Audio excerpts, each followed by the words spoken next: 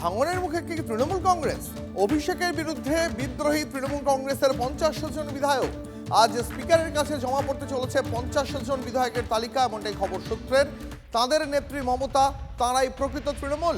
দাবি এই 50 জন বিধায়কের। বহিষ্কৃত তৃণমূল বিধায়ক ঋতব্রত বন্দ্যোপাধ্যায়কে নিজেদের দলনেতা দাবি করে স্পিকারের কাছে জমা পড়তে চলেছে এই 50 জন বিধায়কের তালিকা। গতকালই এমএলএ হোস্টেলে বৈঠক করেন বহু বিধায়ক, তবে এই 50 জনের তালিকায় নাম নেই মদন মিত্র, ফেরহাদ হাকিম, কুণাল ঘোষ, শোভনদেব চট্টোপাধ্যায়, বিমান বন্দ্যোপাধ্যায়ের।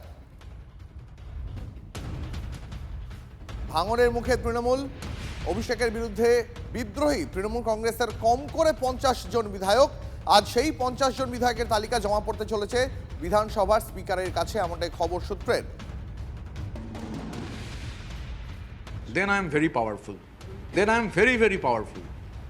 যদি 50 জন বিধায়ক আমার সঙ্গে যোগাযোগ রাখেন তাহলে আমি খুবই পাওয়ারফুল, কারণ আমার এরকম কোনো তথ্য নেই। যারা বলছেন ওই যে কে একটা বলছিল যে আজকে নাকি আমি দক্ষিণ কলকাতার হোটেলে মিটিং করেছি, আমি তো তার বিরুদ্ধে একটা মানহানির মামলা করবো। তাকে প্রমাণ করতে হবে যে আমি দক্ষিণ কলকাতার হোটেলে মিটিং করেছি। কিছু ধান্দাবাজ লোক এদিক ওদিক থেকে চলে আসছে। তো হিন্দিতে একটা কথা আছে, কাহি কে ইট কাহি কি রোড়া, ভানুমতি নে আর কে বলে কোনবা জোড়া। তো এটা হচ্ছে একদম অক্ষরে অক্ষরে ফলে যাচ্ছে। কেবল পয়সা কামাবার জন্য, ধান্দাবাজি করার জন্য চলে এসছে লোকগুলো। ম্যাক্সিমাম ক্রিমিনাল, অ্যান্টি সোশ্যাল, ভয় বাড়ি থেকে বেরোচ্ছে না। তো এই ধরনের রাজনীতিকে কলুষিত করা, লোকতন্ত্র গণতন্ত্রকে কলুষিত করা, যেটা পাপ করেছে ওরা, তার ফল ভোগ করতে হচ্ছে। বিরোধী আসনে বসলোই না ওরা, এখনো বিধানসভায় ঢুকলোই না, সাসপেন্ড হয়ে গেল দুজন। আমি তো অবাক হয়ে যাই, এই দলটাকে পশ্চিমবাংলার মানুষ কি করে 15 বছর ধরে বরদাস্ত করেছে। চেষ্টা হচ্ছিল, ঋত এত ইংরেজি বলে, ও তো সর্বভারতীয় ধ্যান ধারণাটা বেশি, আমরা অশিক্ষিত। তো ফলে কোন দেশের কোন মডেল হলে কিভাবে ভাঙন হয়, এ হয় ও হয়, সেই সব এটা কোনো কথা? এদের একজন, আমি বাকি বিধায়কদের অনুরোধ করব, আমরা কেউ কিন্তু বাকি বিধায়ক যাদের কাছে ফোন যাচ্ছে, যারা আজকে গেটওয়ে হোটেলে মিটিং করেছেন, আমি তাদের অনুরোধ করব, আমরা কেউ নির্দল জিতে আসিনি। একজন 70 বয়সী ভদ্রমহিলা, 70 বছর বয়সী, তাকে খাটিয়ে ছুটিয়ে তার ছবি দিয়ে তার প্রচার করিয়ে তারপরে আমরা এসছি এখানে।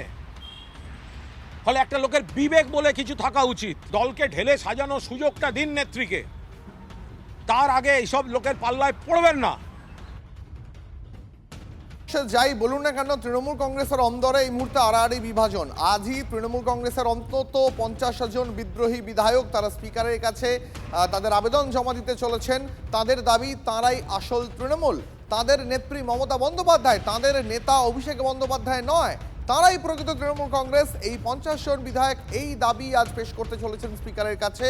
বহিষ্কৃত তৃণমূল বিধায়ক ঋতব্রত বন্দ্যোপাধ্যায়কে নিজেদের দলনেতা দাবি করে স্পিকারের কাছে জমা পড়তে চলেছে এই 50 বিধায়কের তালিকা। গতকাল এমএলএ হোস্টেলে বৈঠক করেন বহু বিধায়ক, তবে এই 50 জনের তালিকায় নাম নেই মদন মিত্র, ফেরহাদ হাকিম, কুণাল ঘোষদের।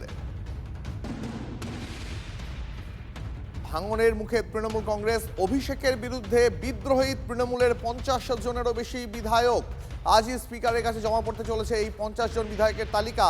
তাঁদের দাবি, তাঁরাই আসল তৃণমূল, তাঁরাই আদি তৃণমূল। তাঁদের নেত্রী মমতা, তারা অভিষেককে নেতা বলে মানতে নারাজ।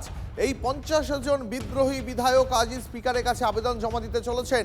বহিষ্কৃত তৃণমূল বিধায়ক ঋতব্রত বন্দ্যোপাধ্যায়কে নিজেদের দলনেতা হিসাবে দাবি করে স্পিকারের কাছে জমা পড়তে চলেছে এই 50 বিধায়কের তালিকা। গতকাল এমএলএ হোস্টেলে দফায় দফায় বৈঠক করেন বহু বিধায়ক। এখন প্রশ্ন হচ্ছে, তাহলে কি জোড়া ফুল প্রতীকেও এবার হাতছাড়া হতে চলেছে তৃণমূলের? বিদ্রোহীরাই কি এবার আসল তৃণমূল? জাল সইকাণ্ডে তোলপাড় গোটা রাজ্য। প্রশ্ন হচ্ছে, আসল তৃণমূল কারা? বিদ্রোহের আগুনে পুড়ছে তৃণমূল কংগ্রেস।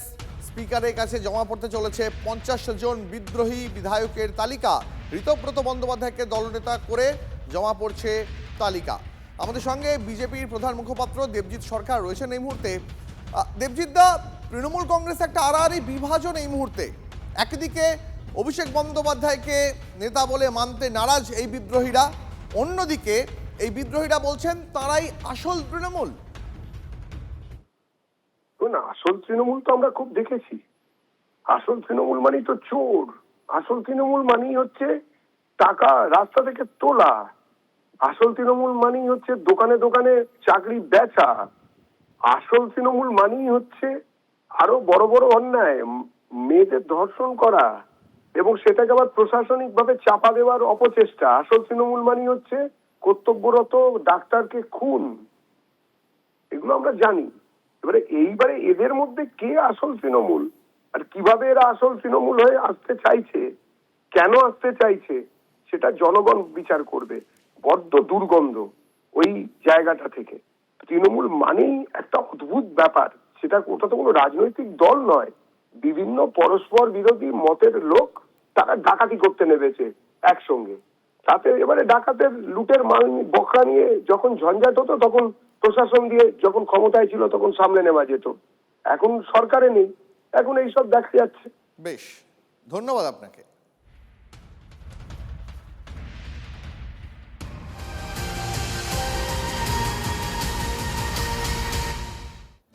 তৃণমূলের জালিয়াতি ফাঁস করে বহিষ্কৃত ঋতব্রত এবং সন্দীপন। দুই বিধায়ককে বহিষ্কার করলো তৃণমূল। দল বিরোধী কাজের অভিযোগ তুলে এই দুই বিধায়ককে বহিষ্কার করলো তৃণমূল কংগ্রেস। তৃণমূল থেকে বহিষ্কৃত এন্টালির বিধায়ক সন্দীপন সাহা, বহিষ্কৃত উলুবেড়িয়া পূর্বের বিধায়ক ঋতব্রত বন্দ্যোপাধ্যায়। তার মানে তৃণমূল কংগ্রেসের যে 80 জন বিধায়ক, সেই সংখ্যা এখন কমে দাঁড়ালো 78।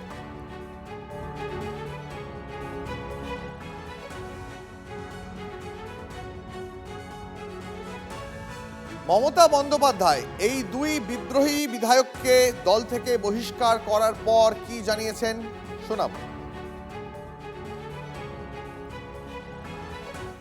আজকে বিজেপির কথায় তৃণমূল কংগ্রেসকে ভাঙার চক্রান্ত করছেন। যে দল তাদের সিম্বল দিয়েছে, সিম্বলটা আমাদের কাছে মায়ের মতো। দল প্রচার থেকে শুরু করে সর্বরকম সাহায্য করেছে আপনার পাশে দাঁড়িয়ে। আর আপনারা আজকে ভয় পেয়ে টাকার মোহে হঠাৎ করে পরিবারের কথায় কেউ পরিবারের সম্পত্তি অনেক বেড়েছে বলে সম্পদ রক্ষা করার জন্য তৃণমূল ভাঙার চক্রান্তের খেলা খেলছেন। মনে রাখবেন, এই খেলা খেলে কোনো লাভ নেই। আপনারা যদি এই খেলা খেলেন, আমি কিন্তু বড় খেলোয়াড়, তাহলে কিন্তু আপনাদের ওয়েট করতে হবে এবং দেখতে হবে। আমি তো 1 সেকেন্ডে অ্যাডজাস্ট করে নিতে পারতাম যারা আজকে দল ছাড়ছেন বিজেপির সাথে কথায়। আমি তো কোনোদিনও করিনি, কারণ আমি মনে করি আমার একটা আদর্শ আছে, একটা নীতি আছে তৃণমূলের। আমি প্রথমে যখন শুনলাম বহিষ্কৃত হয়েছে, আমি ভেবেছিলাম ওই পুষ্পা নিয়ে যা বলেছি সেই জন্য বহিষ্কার হয়েছে, যে ওই ইলেকট্রিক ক্রিমেটোরিয়াম হবে, হার্ট অ্যাটাকে লোক মরে যাবে, সেই লোককে পোড়াতে হবে। পুষ্পা চেয়েছে, পুষ্পাও পালিয়ে গেল। আমি আর সন্দীপন মিটিংয়ে বললাম পুষ্পা কেন বহিষ্কার হচ্ছে না, বললো টুইট দেখে নাও। আসলে এটা এক ধরনের মাইন্ডসেট।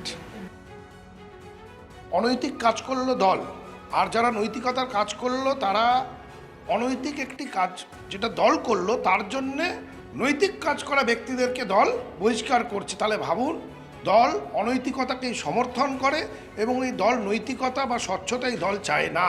সেই কারণেই আজ মানুষ প্রত্যাখ্যান করেছে। দেখুন কি অবস্থা। আইনসভার সঙ্গে জালিয়াতি, কি শাস্তি হয়? তারপর শাস্তি হলো যদি প্রমাণিত হয়, মানে হ্যান্ডরাইটিং এক্সপার্ট দিয়ে, যে কোনো এমএলএ, যে কজন এমএলএ নির্বাচিত হয়েছে তৃণমূলের, তারা যদি ইনভলভ থাকে বা সই করে থাকে, তাহলে মেম্বারশিপ হয়ে যাবে, শাস্তি হবে।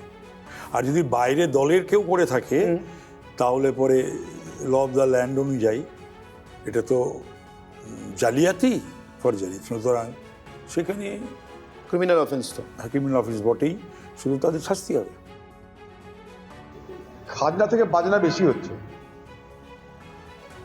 সই যে নকল করেছে কি আসল সই আমার জানা নাই, কিন্তু এটা একবারে মানুষকে ফাঁসিতে চড়ানোর মতন অপরাধ বলে আমি মনে করছি না। ডেকেছে যাবে, কেন করেছে বলবে, যাদেরকে ডাকে তারা যাবে। সই নকল করা একদমই ঠিক না, এটা এক ধরনের ফ্রড। কিন্তু সাধারণত পায়নি, হয়তো সই করে দিয়েছে। আমাদের তো এমএলএ আসেই, কারণ একটা সময়ের মধ্যে জমা না দিলে বিরোধী দলের তকমা পাওয়া